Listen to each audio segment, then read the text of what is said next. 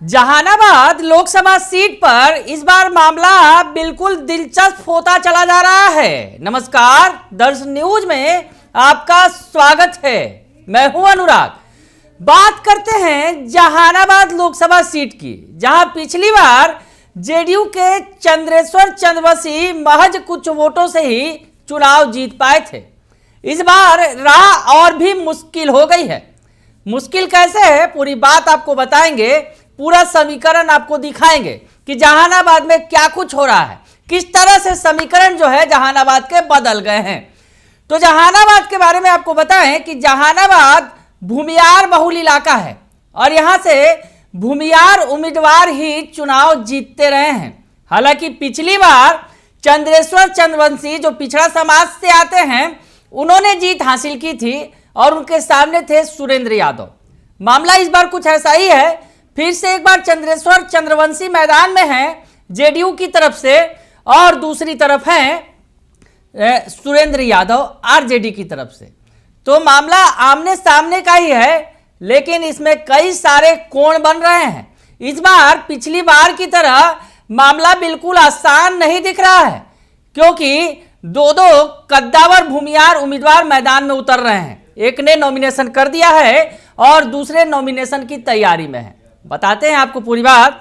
तो सबसे पहले चर्चा कर लेते हैं आशुतोष कुमार की। ब्राह्मण भूमियार एकता मंच के जरिए जाने जाते रहे आशुतोष कुमार, काफी चर्चित रहे हैं। तो आशुतोष कुमार ने नॉमिनेशन के पहले दिन पर्चा भर दिया है। जहानाबाद में जो 7वें चरण के मुकाबले हैं, 7वें चरण में जहां चुनाव है, वहां पर कल से पर्चा भरने की प्रक्रिया शुरू हुई है, नॉमिनेशन की प्रक्रिया। और पहले ही दिन आशुतोष कुमार मैदान में उतर गए और आशुतोष कुमार के मैदान में उतरने के बाद समीकरण काफी कुछ बदलते दिख रहे हैं। और दूसरी तरफ आपको बताएं, एक और भूमियार दिग्गज नेता जो जहानाबाद सीट से सांसद भी रह चुके हैं, डॉक्टर अरुण कुमार, उन्होंने बसपा का दामन थामा है और बसपा से वो नॉमिनेशन करेंगे। तो ऐसे में दो भूमियार नेता मैदान में उतरे हैं, तो क्या होगा? एनडीए को नुकसान होगा? बड़ा सवाल यह है, क्योंकि जिस तरह से एनडीए ने यहाँ के जातीय समीकरण को दरकिनार करते हुए चंद्रेश्वर चंद्रवंशी को टिकट दिया, पिछली बार बमुश्किल जीत पाए, लेकिन इस बार राह और भी कठिन हो गई है। पूरी बात आपको बताएं कि जहानाबाद सीट से आशुतोष कुमार ने नॉमिनेशन कर दिया है। भूमियार जाति के नेता हैं और बिहार में भूमियार ब्राह्मण एकता मंच जो बनाकर वो राजनीति करते रहे हैं। और अब जो है आशुतोष कुमार के नॉमिनेशन के बाद कहा यह जा रहा है कि वहां का जो समीकरण है वो एनडीए के खिलाफ चला गया है। कैसे, आपको बताने की कोशिश करते हैं। इस सीट से जो जेडीयू के मौजूदा उम्मीदवार हैं चंद्रेश्वर चंद्रवंशी को फिर से उतारा गया है। एनडीए कैंडिडेट हैं, वो जेडीयू की तरफ से उतरे हैं। चंद्रवंशी के खिलाफ क्षेत्र में पहले से माहौल है। चंद्रेश्वर चंद्रवंशी पिछले 5 साल से सांसद हैं और उनके खिलाफ माहौल बना हुआ है। अगर कहें तो एंटी इनकम्बेंसी की बात कहें तो वहाँ पर वो दिख रहा है। चंद्रवंशी के खिलाफ क्षेत्र में पहले से ही माहौल बना हुआ है और पिछली बार वो गिरते पड़ते महज 1751 वोटों से चुनाव जीते थे। महज 1751 वोट से वो चुनाव जीत पाए थे आखिरी वक्त में। और उसके बाद सुरेंद्र यादव राजद के, इस बार भी फिर वही जो है राजद के सुरेंद्र यादव हैं, जो दिग्गज नेता हैं और इस इलाके में उनकी काफ़ी दखल है। बड़े नेता के तौर पर माने जाते हैं, हालांकि बाहुबली दबंग नेता के तौर पर जाने जाते हैं सुरेंद्र यादव, और इनकी मजबूत पकड़ है इस इलाके में सुरेंद्र यादव की। तो मुकाबला एक बार फिर सुरेंद्र यादव से ही है।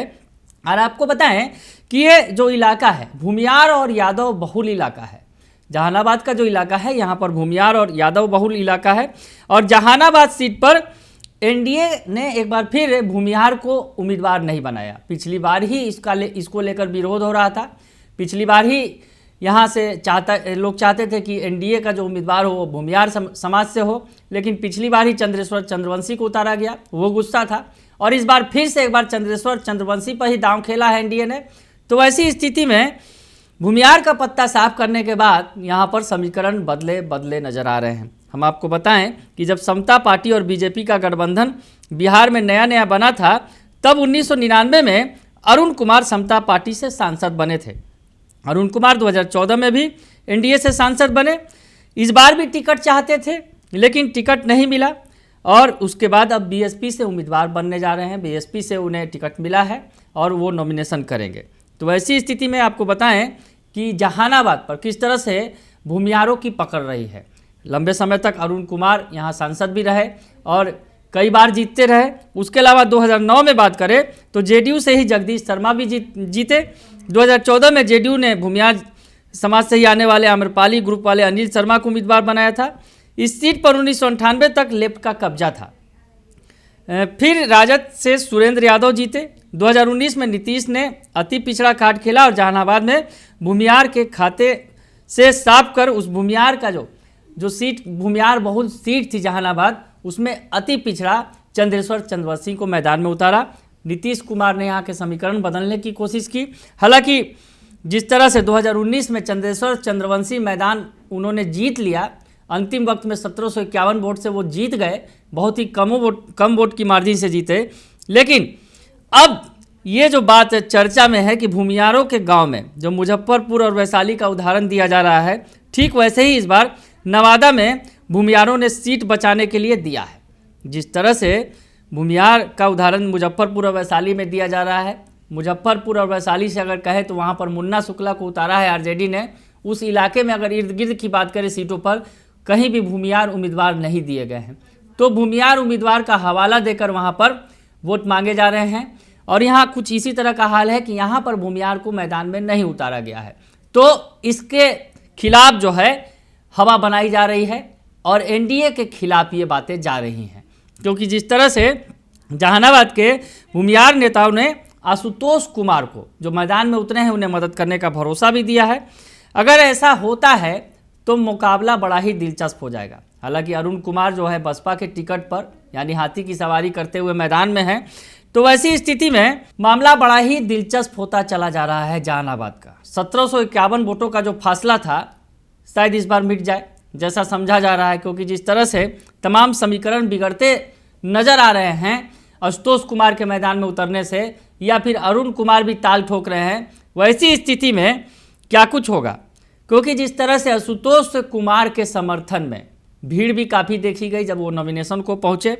और इस वक्त जो है राजद के लिए, अगर राजद के लिहाज से बात करें तो राजद के लिहाज से माना यह जा रहा है कि सबसे सुरक्षित सीट है आरजेडी के लिए।